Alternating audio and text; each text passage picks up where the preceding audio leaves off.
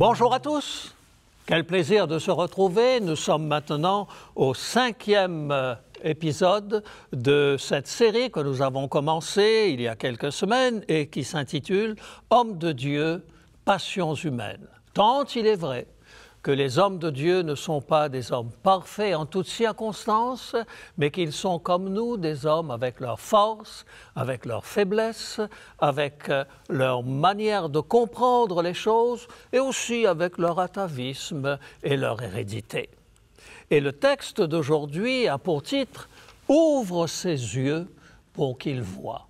Se pourrait-il que parfois nous ne nous rendions pas compte que même lorsque nos yeux sont ouverts, que nous avons des zones aveugles qui ne nous permettent pas de voir la réalité. C'est un événement de ce genre que nous allons donc ensemble analyser. Il s'agit d'un homme qui appartenait à une famille riche. Et mon célèbre homonyme a vécu dans les années 800 avant Jésus-Christ, soit donc plus de 2500 ans. Et c'est le fils d'un riche fermier et c'est aussi le successeur du célèbre prophète Élie qui a marqué l'histoire d'Israël d'une manière indélébile. Et aujourd'hui encore, si vous allez dans les foyers pieux d'Israël, vous allez voir que dans ces maisons où on vénère et on respecte tous les personnages du passé, tous les prophètes exceptionnels, eh bien, il y a ce qu'on appelle la chaise d'Élie. Une chaise que personne n'occupe, mais qui est là et qui est le symbole du fait que le peuple d'Israël attend toujours un prophète semblable au prophète Élie. C'est beau, les traditions, lorsqu'elles nous permettent de raccrocher notre foi à des promesses de Dieu, même si ces promesses, ce sont des promesses extrêmement anciennes. Donc, le prophète Élisée va donc être le successeur du prophète Élie, et ce sera un grand thaumaturge devant l'Éternel, un grand faiseur de miracles. Et bien de ces miracles nous sont rapportés et sont des choses qui sont extrêmement surprenantes. Et c'est l'un de ces miracles aujourd'hui que nous allons essayer de comprendre et nous demander en quoi est-ce que ce qui s'est passé il y a plus de 2 millénaires et demi en arrière peut être pour nous l'occasion de tirer des leçons pour nous qui vivons dans la fin des temps. Et cet épisode commence par une action extraordinaire de Dieu et se termine par l'humour qui peut caractériser aussi certainement un certain nombre des prophètes qui ont exercé leur ministère en Israël.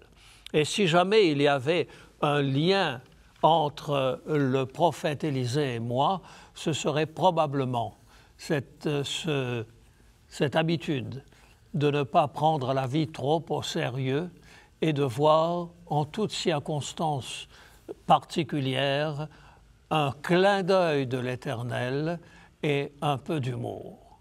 Alors, nous lisons ensemble dans 2 Rois, chapitre 6, à partir du verset 8.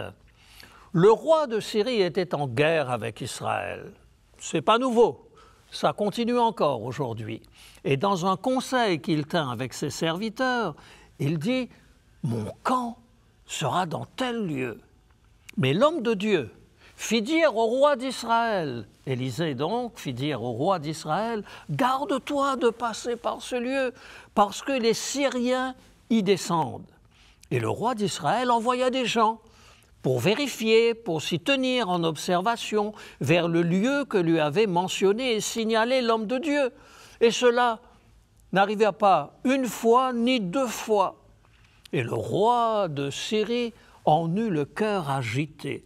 Il appela ses serviteurs et leur dit « Ne voulez-vous pas me déclarer lequel de nous est pour le roi d'Israël » L'un de ses serviteurs répondit « Personne, ô roi mon Seigneur, mais Élisée, le prophète qui est en Israël, rapporte au roi d'Israël les paroles que tu prononces dans ta chambre à coucher. Voilà une situation bien désagréable pour le roi de Syrie. Ce prophète de l'Éternel reçoit de la part de Dieu des visions et il le dit à son roi et par la même occasion, cela met en difficulté le roi de Syrie. Donc, le roi de Syrie est persuadé qu'il y a un espion parmi ses conseillers, parce qu'il n'est pas possible que plus d'une fois, 2 fois, et que ça se répète régulièrement, qu'à chaque fois qu'il prend des dispositions, lorsqu'il veut placer une embuscade, que le roi d'Israël et son peuple et ses armées en sont informés. Et donc il va finir par se rendre compte qu'il y a donc un prophète en Israël et que cet homme va en permanence mettre en difficulté les projets qu'il fait. Et donc au chapitre 6 et au verset 13, le roi dit « Allez et voyez où il est, et je le ferai prendre. » On vint donc dire « Voici, il est à Dothan. » Le roi de Syrie envoya des chevaux, des chars et une forte troupe qui arrivèrent de nuit et qui enveloppèrent la ville. Ah, cette fois-ci, il a pris ses précautions. Il ne vient pas de jour, il vient avec ses soldats, avec ses chars, avec ses cavaliers pendant la nuit et ils se mettent autour de la ville. Le serviteur du prophète Élisée, le serviteur de l'homme de Dieu, se leva de bon matin, verset 15, et voici une troupe entourait la ville avec des chevaux et des chars. Et le serviteur de l'homme dit à l'homme de Dieu, « Ah, mon Seigneur, comment ferons-nous » Évidemment, la situation était difficile. Personne ne s'attendait à ce que les soldats viennent entourer la ville, prendre au piège le prophète Élisée et donc mettre une fin en quelque sorte à sa carrière. Le serviteur du prophète panique. Il est en pleine crise de peur, mais le prophète garde toute sa sérénité. Au verset 16, le prophète répondit « Ne crains point, car ceux qui sont avec nous sont en plus grand nombre que ceux qui sont avec eux. » Et le prophète Élisée, dans la foulée, continue en disant, Élisée pria et dit, « Éternel, ouvre ses yeux pour qu'il voie. » Et l'Éternel ouvrit les yeux du serviteur, qui vit la montagne pleine de chevaux et de chars de feu autour d'Élisée. Ah, le voilà rassuré, ce serviteur qui craignait d'être trucidé par le roi de Syrie et par ses sbires.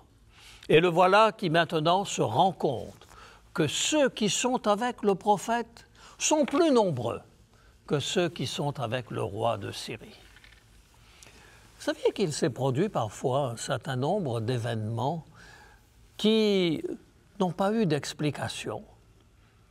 Dans un des pays de l'Est de l'Europe, un missionnaire avait espéré pouvoir aller prêcher l'Évangile dans un village qui était dans une vallée enfermée de tous côtés par des montagnes. L'accès de ce village était particulièrement difficile.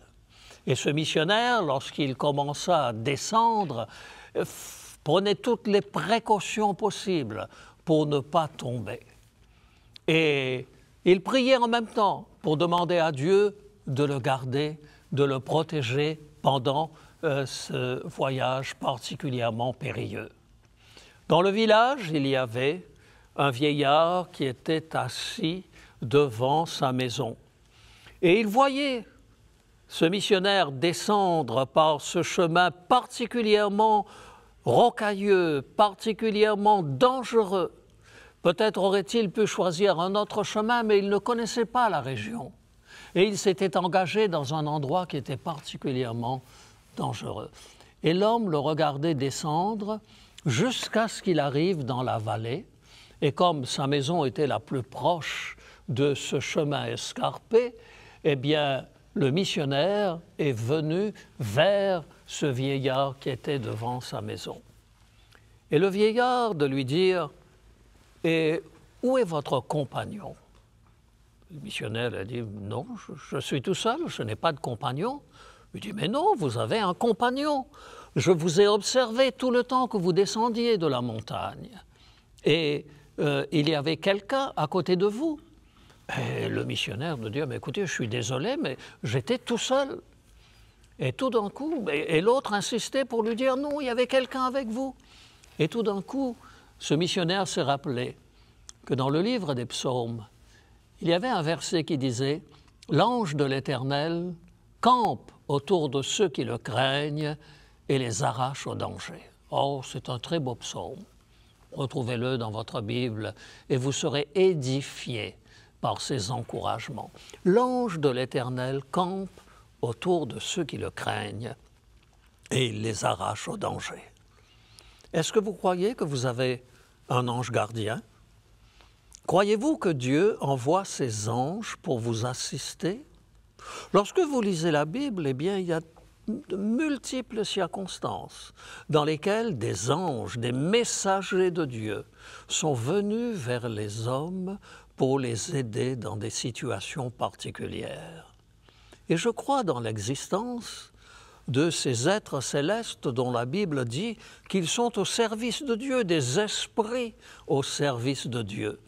Et j'ai la certitude que dans toute situation difficile de ma vie, l'ange de l'Éternel était à côté de moi et m'accompagnait et m'a sauvé du danger.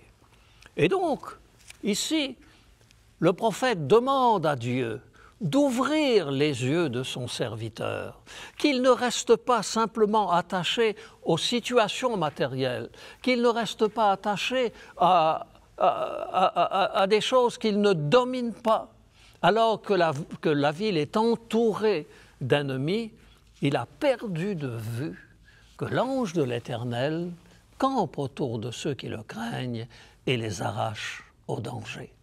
Et le prophète de prier l'Éternel et de dire « Seigneur, ouvre ses yeux afin qu'il voie. » Et là, le serviteur va remettre les choses dans une juste perspective.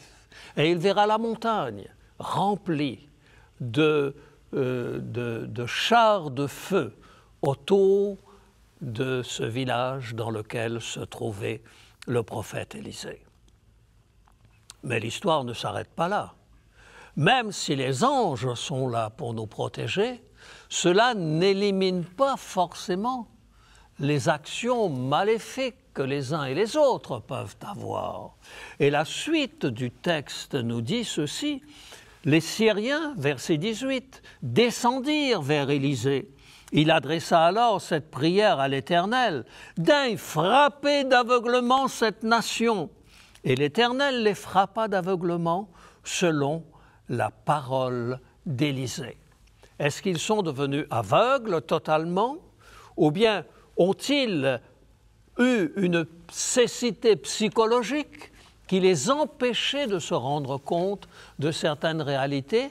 Toujours est-il que le prophète est exaucé par Dieu et lorsqu'ils arrivent auprès du prophète Élisée, le prophète Élisée dit dans le verset 19, « Ce n'est pas ici le chemin, ce n'est pas ici la ville, suivez-moi et je vous conduirai vers l'homme que vous cherchez. » Et que fait le prophète? La suite du verset nous le dit, « Et il les conduisit à Samarie. » Samarie, c'est la capitale d'Israël. Je vous l'ai dit dans une de nos rencontres précédentes, qu'après la mort de Salomon, au temps de son fils, Israël, les 12 tribus d'Israël ont été divisées en 2 nations. Ils ne sont pas arrivés à s'entendre et dans le nord se trouvaient les 10 tribus d'Israël, les 9 tribus d'Israël, et dans le sud se trouvait la tribu de Juda et la tribu de Benjamin. Ainsi, ce qui était au départ le royaume de l'ensemble d'Israël faisait maintenant 2 royaumes et la capitale du royaume du sud, c'était Jérusalem et la capitale du nord, c'était donc Samarie. Et donc, voilà que le prophète les emmène en plein milieu de la capitale d'Israël. Et voilà maintenant que ce sont les soldats du roi de Syrie qui sont encerclés. Et alors la réaction du roi d'Israël va être vraiment très très curieuse. Lorsqu'il fut rentré, verset 20, lorsqu'il fut rentré dans Samarie, Élisée dit « Ouvre les yeux de ces gens pour qu'ils voient. » Et l'Éternel ouvrit leurs yeux et ils virent qu'ils étaient au milieu de Samarie. Le roi d'Israël, en les voyant, dit au prophète Élisée, « Frapperai-je, mon père ?» « Tu ne frapperas point, répondit le prophète Élisée. Est-ce que tu frappes ceux que tu fais prisonniers avec ton épée et avec ton arc? Donne-leur du pain et de l'eau, afin qu'ils mangent et boivent et qu'ils s'en aillent ensuite vers leur maître. » Drôle de manière de réagir face aux ennemis. L'occasion était rêvée. Comme lorsque nous avons parlé du prophète Élie, lorsque le peuple d'Israël a reconnu que l'Éternel était le vrai Dieu, c'était le moment que Élie a choisi pour détruire les prophètes de Baal et d'Astarté. Et lorsque le roi demande au prophète « Vais-je frapper ?» le prophète lui dit non. Tout au contraire, montre que tu appartiens à un Dieu qui est un Dieu de bonté. Le roi d'Israël leur fit servir un grand repas et ils mangèrent et burent. Puis il les renvoya et ils s'en allèrent vers leur maître. Quelle façon extraordinaire de mettre fin à une guerre. Et le texte ajoute « Et les troupes des Syriens ne revinrent plus sur le territoire d'Israël. » Mes amis, si les humains écoutaient un peu plus la voix de Dieu, il s'éviterait beaucoup de problèmes et beaucoup de guerres. Et dans notre propre vie, parfois nous sommes aveuglés par le monde qui nous entoure, par les idées qui circulent autour de nous. Faisons confiance à Dieu, laissons-le conduire notre vie. Et au lieu de résoudre les problèmes par la violence, il résoudra ces problèmes par la paix, par l'amour et par la manifestation de sa grâce à travers le repas merveilleux que le Christ nous offre, celui de la Sainte Seine, de la communion, où ensemble nous nous préparons pour le royaume de Dieu. Prions ensemble. Notre Dieu, notre Père, lorsque nous lisons ta parole, nous sommes émerveillés de voir de quelle manière tu conduis toutes choses. Merci pour cela. Merci pour tes grâces. Merci de nous dire que le chemin que tu souhaites pour ce monde, c'est un chemin de paix, un chemin de sérénité. Aide-nous à être des porteurs de paix, là où tu nous as placés, au nom de Jésus. Amen. Nous voilà de retour sur le plateau pour le moment de questions-réponses et nous sommes avec Francine cette fois-ci pour poser des questions par rapport au thème que nous avons abordé. Et le titre, et tu me le disais tout à l'heure en aparté, tu as aimé ce titre « Ouvre ses yeux pour qu'il voie ». Oui. Le prophète qui dit ça de son serviteur qui a perdu espoir. Et donc, je pense que tu as une question en rapport avec justement les anges, puisque oui. Ce texte en parle beaucoup. Mais avant de poser ma question, j'aimerais te faire part que juste le titre, ça m'interpelle. Parce que souvent, on a l'impression d'être seul. Jésus, il n'est pas physiquement à nos côtés. On lui parle comme à un ami, mais n'empêche que on voit personne. Et puis, juste cette idée-là, même j'ai déjà vu une illustration qui voulait montrer cet effet-là, de voir concrètement une image, ça me rassurait. On dirait, ça me revient souvent à la mémoire, on n'est pas tout seul.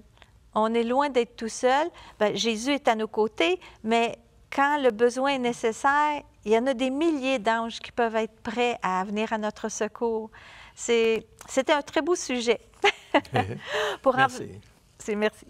Pour en venir à la question, c'était, bon, dans la période où la Bible a été écrite, il y en a plusieurs exemples où c'est mentionné que les anges sont intervenus auprès de certaines personnes.